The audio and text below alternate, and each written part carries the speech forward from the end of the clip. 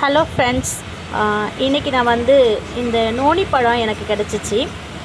இந்த நோனி பழம் என்ன அப்படின்னு பார்த்தீங்கன்னா, இது நொனா பழத்தினுடைய அதனுடைய கிட்டத்தட்ட அதோட அமைப்பில் இருக்குது.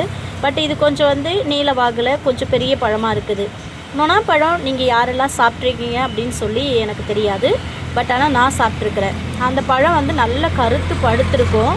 சாப்பிட்றப்போ ஒரு காரத்தன்மையும் அதில் ஒரு ஸ்வீட் தன்மையும் கலந்த மாதிரி ஆனால் காரம் தான் ஜாஸ்தி இருக்கும். காரத்தன்மையும் இருக்கும், ரொம்ப நல்லாயிருக்கும். நான் அந்த நொனா பழங்களை நிறைய டைம் மரத்துலேருந்து பறித்து அப்படியே சாப்பிட்ருக்குறோம். ரொம்ப நல்லாயிருக்கும். அதை மாதிரி தான் நினச்சிட்டே நான் இருந்தேன். ஆனால் இது நிறைய டைம் நான் வந்து இதை பார்க்குறப்பெல்லாம் இதை விட்டு விலகியே போவேன். நான் இதை வந்து யூஸ் பண்ணதே கிடையாது.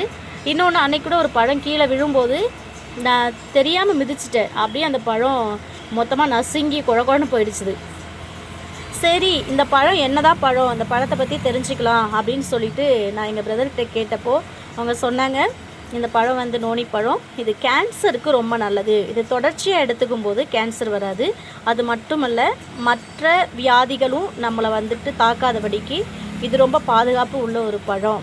இதை வந்து நம்ம அதிகமாக எப்படி சாப்பிட்லாம் அப்படின்னா, ஒயின் செஞ்சு சாப்பிடும்போது அதை அளவாக எடுத்துக்கும் போது அது ரொம்ப நமக்கு பிரயோஜனம் உள்ளதாக இருக்குன்னு சொன்னாங்க.